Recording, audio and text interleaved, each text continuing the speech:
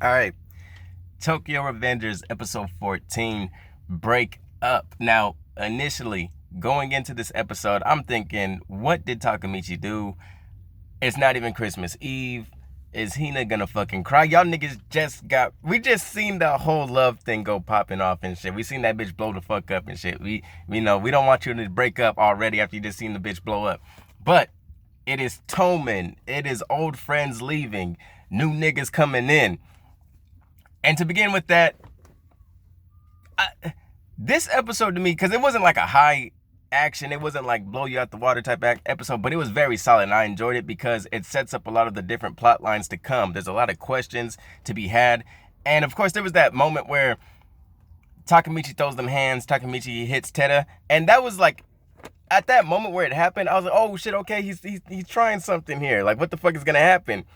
But there was still so much questions, like what does this not like what does this mean for the future? What the fuck is gonna pop off? And one thing that kind of shocked me is Draken's response. Like Draken's response to that was, yo, bro, you're not even in the gang, dog. And in that moment, I'm like, oh, okay.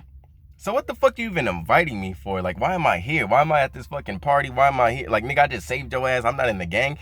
I was a little bit offended for my dog Takamichi, but of course later on in the episode he joins, and I'm happy that he's with Matsuya. I'm happy he's in that second division because he gives me those Gojo vibes. He gives me those Kakashi vibes. I don't know if it's because he has the silver hair, but it's like he's like definitely he's like the chill boss. He's like a cool boss. Like he'll tell you to do something, but he's not gonna be a dick about it. It's not a power or ego trip. He just seems very laxed. It seems as if he has a good character. I feel like he's gonna be a solid dude on the lines of a Draken.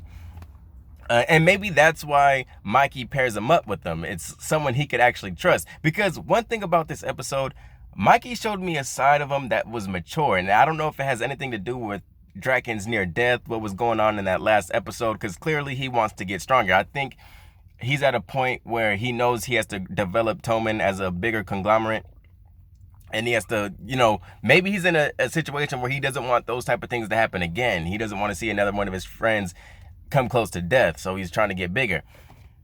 But I say mature because there's been moments where we see Mikey, he's very playful, we know he's strong as shit, but we always seen Draken as that rock, that thing that would make Mikey make more thought out decisions and shit. But it seems right in this episode, Mikey's trying to calculate something. He knows he can't fully trust Kiseki. He knows he's bad news, as he tells Takamichi.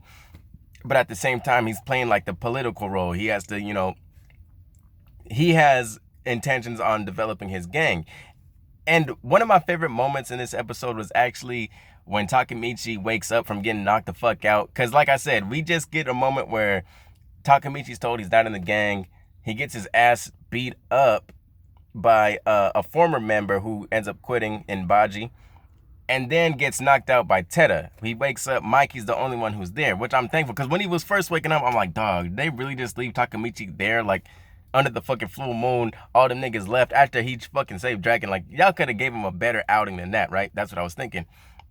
Mikey wakes up, they talk about their dreams, and this was a very solid moment for me because Mikey states, I just want this group to become bigger. I want us to be the best. I want us to be the strongest. But my dream seems as if I still have some ways to go. And on Takamichi's end, it's like what he just went through, his last mission, it was a success, seemingly so, right? But where we are now, it's like everything's at zero. Mobius is still in the mix. There was that conflict, that internal conflict, which puts Teta in a situation where he's still within the fucking gang. Mobius is still around.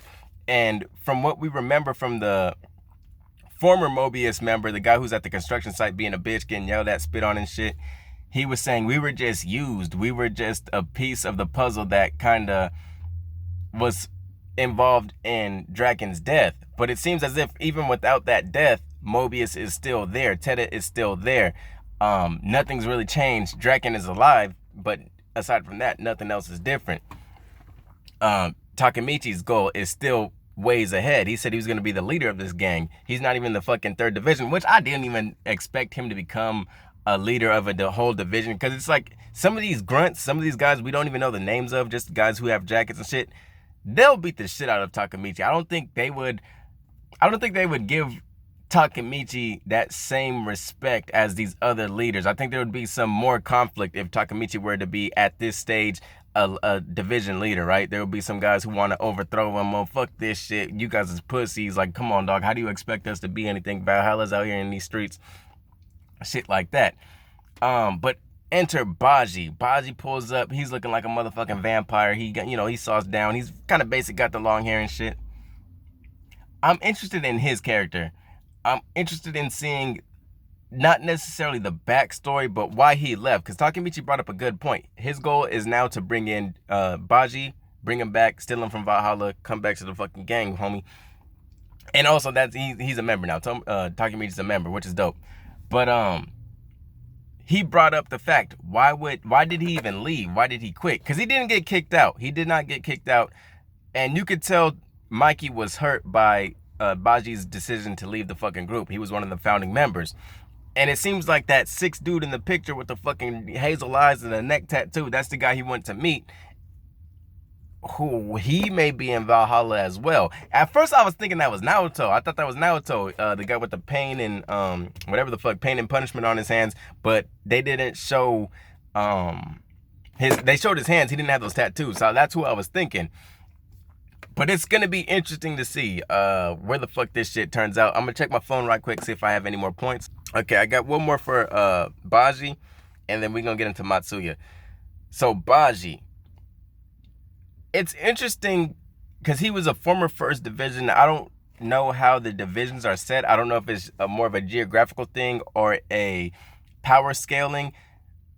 But it seems as if it just seems strange because Baji called himself pretty much a troublemaker, and it seems like he'll throw hands just for whatever the fuck reason, because he's hungry, he's tired, he'll just throw them hands, he'll burn a fucking car, he'll do whatever. He's kind of like a loose cannon. But Teda, he has that look where it's like, okay, one is leaving and another one is coming in, who's essentially, I don't know anything about Teda's like characteristics, what he will do, but he just has that look like he's very unpredictable. Like you can't really read him, like what the fuck is going on. So why would we have another, pretty much the same dude's coming in? It's strange. It's very strange. Oh my god, I don't know what the fuck to expect. I need to see some shit pop off. I want to see niggas get shot at. I want to see motherfuckers do drive-bys. I don't know if I said this already about Matsuya, but I'm glad he's in that division. I'm glad Takamichi is in there. Like I said, he seems like he's gonna play a big brother role. And that's about it. Tokyo Revengers episode 14. This is definitely my favorite anime that has came out. I'm not putting it in a category with Boruto. Boruto is on an island on its own.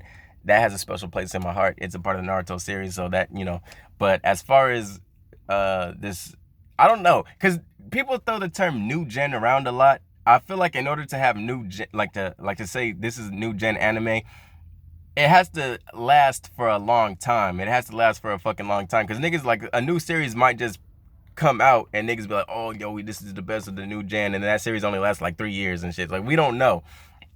But as far as, like, new animes that come out, Tokyo Revengers is definitely my favorite. I like it more than Jujutsu Kaisen. I'm actually rewatching Jujutsu Kaisen. But Tokyo Revengers is that shit, dog. Peace. Take care, niggas. Happy Saturday. I'll see y'all niggas tomorrow. Hey, I'm hearing some shit. I didn't look at none of the spoilers for Boruto. I didn't look at none of the fucking spoilers for Boruto. Okay, Kakashi, I heard Kakashi gonna do some shit. That's about it. But as far as whether it's the Byakugan, whether it's the Jogan, I have not looked. But fingers crossed, because I really do hope it's the Byakugan. I don't want them to be like, oh, nigga got the Jogan and shit. Make it be the Byakugan so these niggas know. But that's about it. Peace. Take care. See y'all niggas tomorrow.